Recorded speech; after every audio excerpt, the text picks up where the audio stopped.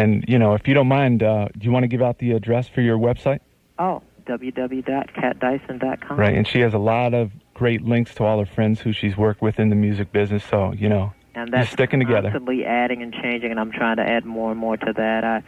I was just with George Clinton. He's in L.A. right now working, and we're going to go in, and we jammed together over at the House of Blues, and he just gave me some great pictures, so look around. I'm going to have that on my site and link it to their site, and he's just great. Oh, he's incredible. He's come to Connecticut numerous times, 4-hour shows, and just slamming. Yeah, they recorded that show, Westwood One. I don't know when they're going to broadcast it, but he tells me that they do have plans, and we just grooved until they turned the lights on and said, okay, get out.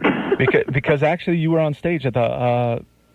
where was the last performance you were on stage with George? That was Valentine's Day this year. Right, so... It was a blast. Oh, yeah. How many people on stage? Was there room? Oh, my God. At any time, it's got to be at least a dozen. Oh, yeah. Well, can we touch base on a few people you work with throughout the years? Sure. I mean, your resume, it's not one page. You have worked with people all over the globe. Cyndi Lauper, who, by the way, I don't know if you know this, a couple of weeks ago, she was the commencement speaker in Bridgeport, Connecticut for a local college.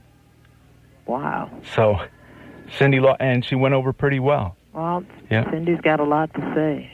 She knows who she is, she knows what she wants, and she knows how she got there, so that information itself is invaluable. Sure. So how did you get hooked up with her tour? Actually, a friend of mine, Felicia Collins, from the Letterman show, was working with her, and she got the call to do the Letterman show, and Cyndi was then holding open auditions, so she told me about it, and I was in Montreal, and I went down and auditioned with a ton of people and made the cut. That's great, and yeah. I've been friends since then. And moving along, Colin James. Oh, great guitarist, singer. He's the best. That's, everybody's looking for the new Stevie Ray. I mean, he studied and worked with him, so he's the king. I call him the king of attack guitar. That guy is like, he doesn't leave any stone unturned, and I love him, and he knows it. And Rhonda Smith, of course, you're working together with her. Rhonda Smith, of course, you work together with the artist as NPG. Mm-hmm. Actually, I jammed with them over Memorial Day weekend in Vegas. It was great. Oh, yeah. We heard about Studio 54? Yeah, that was a lot of fun. George Johnson was there. Just a ton of people. Just fun, Oh, what songs did you jam on? Oh, songs kind of merge one into the other.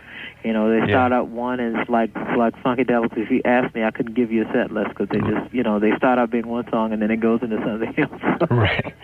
So how did actually you and Rhonda get hooked up with the artist?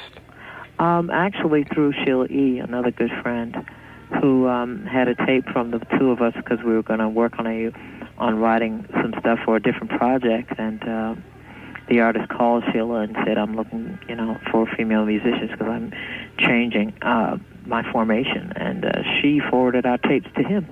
Right. And, we went and auditioned, and it worked. And I can remember, actually, my first time seeing you on stage with the artist was at Roseland, and during Talking Loud and Saying Nothing. Oh, that was an electric night. Oh, yeah, the artist screaming out, Dyson, Dyson, and he brought you out there, and it was a different change, because I've seen him plenty of times, 13 times, going way back to 1999, and the band, you could just see you having fun up there. Oh, it's total groove, and it's so organized, even though it's loose, but everything, the music, every part that you play has a space to breathe because you can hear everything because he's got it all worked out. Right. He's an absolute genius at that. And one of our listeners called in earlier tonight, and his name is Jay the Electric Man. He had a question, actually, because we know when you're playing with the artist, the rehearsals and all the work prior to the concerts is intense, right? Oh, without a doubt. But he had a question when you're on stage with him, in between the songs, is there a lot of talk in between the songs, like cues, instructions?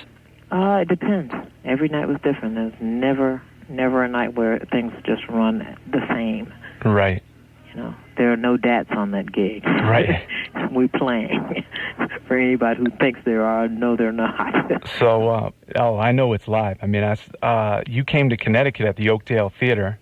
You recall that one back there, the small theater? Yes. Yeah, and anything memorable about that show in particular? I always love the smaller places because you can feel the people and you feel connected.